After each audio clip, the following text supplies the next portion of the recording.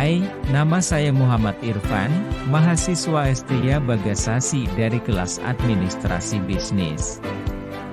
Video ini dibuat guna memenuhi tugas mata kuliah pemodelan bisnis semester 4, yang diampu oleh dosen Muhammad Yusuf, S.Sos, M.M. Video ini membahas tentang bisnis model, disimak baik-baik ya. Bisnis model adalah metode untuk menjelaskan bagaimana sebuah ide bisnis dapat memberikan manfaat kepada konsumennya. Untuk menerapkannya, kita bisa membuat rancangan dari ide bisnis kita dengan bisnis model kanvas.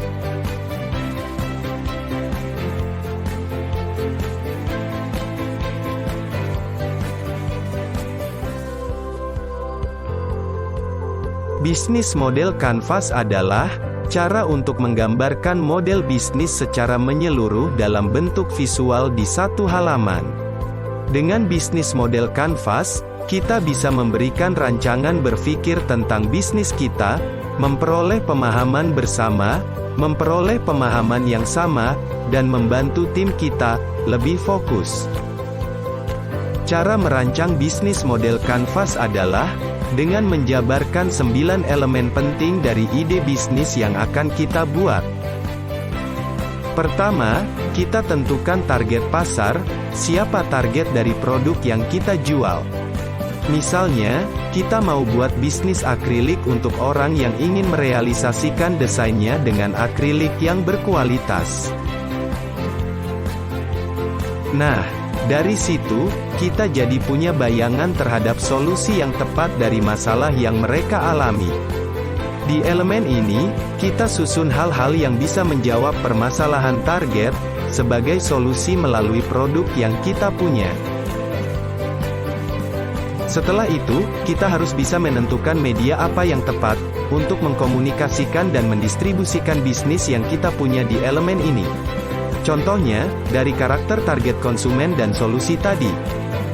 Selain di toko, kita juga bisa menjual produk secara online, agar mudah didapat. Lalu di elemen ini, kita bisa tentukan cara berinteraksi dengan konsumen. Dengan pendekatan langsung seperti customer service di toko atau melalui media sosial. Lalu di elemen ini, saatnya menentukan dari mana bisnis kita mendapatkan keuntungan, seperti pendapatan yang berasal dari setiap penjualan produk. Lalu di elemen ini, akan diisi dengan apa yang harus kita punya untuk mendukung bisnis, seperti equipment dan pegawai. Lalu di elemen ini, kita tentukan, apa saja kegiatan yang harus dilakukan, supaya ide bisnis berjalan sesuai rencana, seperti desain dan pemasaran produk. Lalu di elemen ini, kita tentukan, siapa supplier dan partner yang tepat untuk bisnis kita, seperti supplier bahan baku. Lalu di elemen terakhir, kita akan menjelaskan biaya apa saja yang harus dikeluarkan untuk menjalankan bisnis.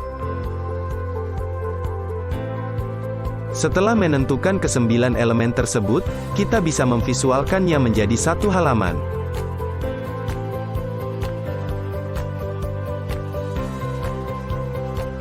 Langkah berikutnya, adalah merancang gambaran pengeluaran dan pendapatan, dengan membuat perkiraan keuangan.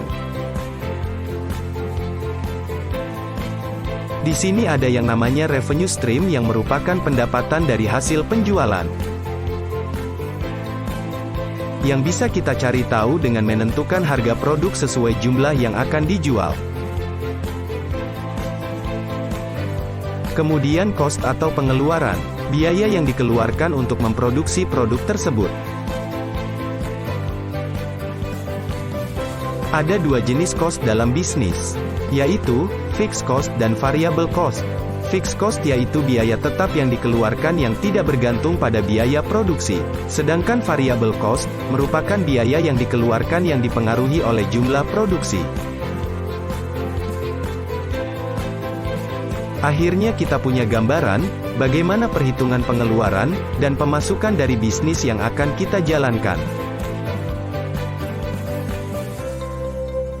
Inilah saatnya mencari tahu soal break-even point dan payback period.